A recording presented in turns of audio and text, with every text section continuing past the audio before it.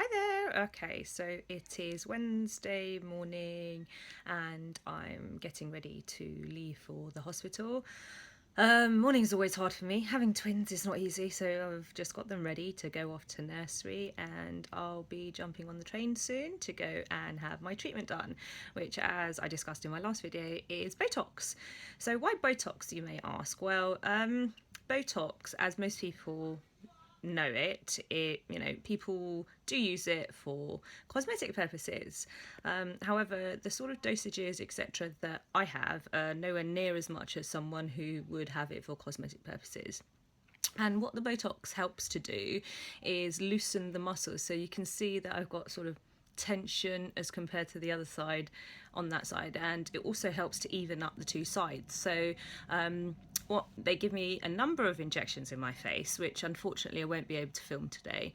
I haven't asked the permission of the hospital to do that, so I doubt very much that I'm going to be able to do that.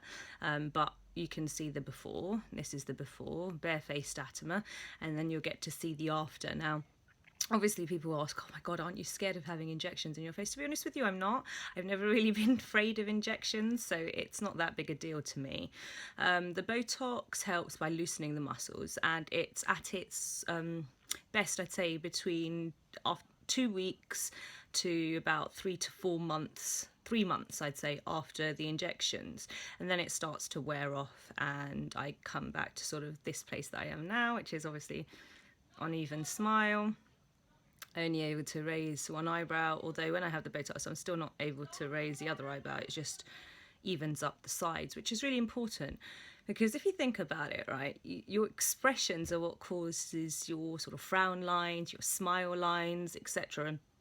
Mine have evened up quite a bit, but if I wasn't to have the Botox, what would probably end up happening is I'd get quite uneven aging on both sides of the face, which probably isn't something that I'd enjoy very much. And when the Botox does wear off, I do notice that the side of the face that moves more has slightly more wrinkles around the eyes, etc. You can't see them in this video, but those are just little things, and some people might think, oh, it's just cosmetic, but who wants to have real uneven aging on both sides if they can avoid it, right? Nobody.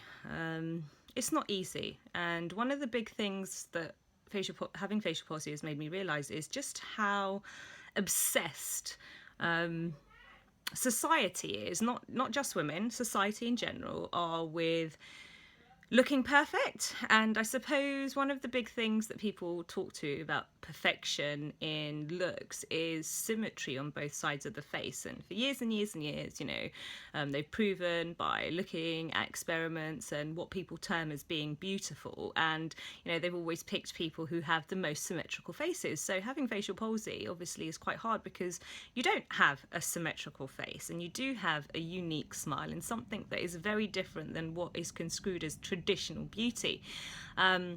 So yeah, it does make it a little bit hard, but I'm also here to try and raise the awareness that it really doesn't matter, and people with unique smiles are just as beautiful as those with symmetrical faces. Okay, so here I go. I'm gonna get up and walk down the road and get on the train now and take myself off to the hospital to go and have my treatment, and I will speak to you afterwards. Okay, so I've just left the hospital. You can probably see some of the injection sites on my face, all these lovely red marks.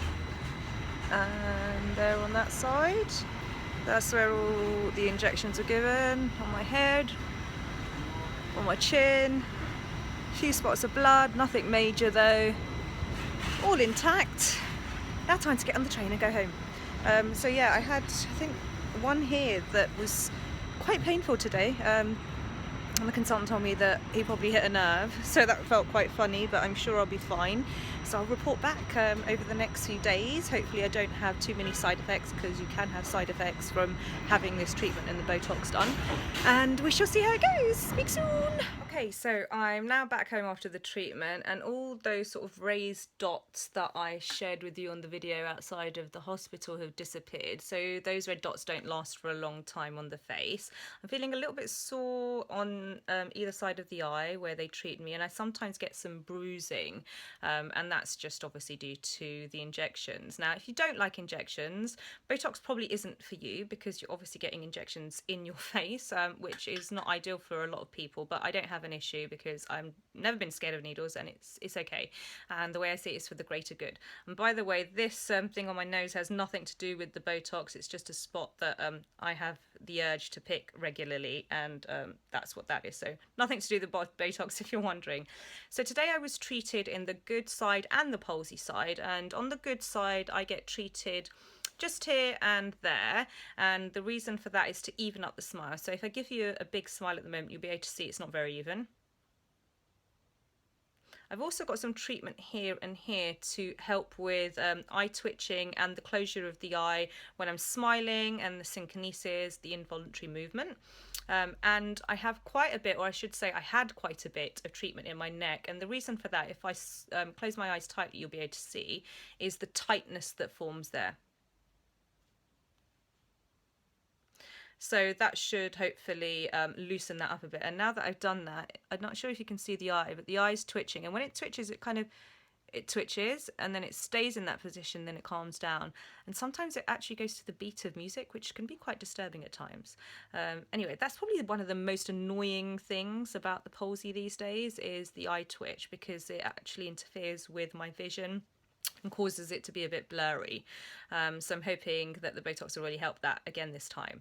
Now, the last couple of times I've had Botox, I have had slight side effects, and side effects are never good. So the side effects that I had were feeling like I had a full-blown flu.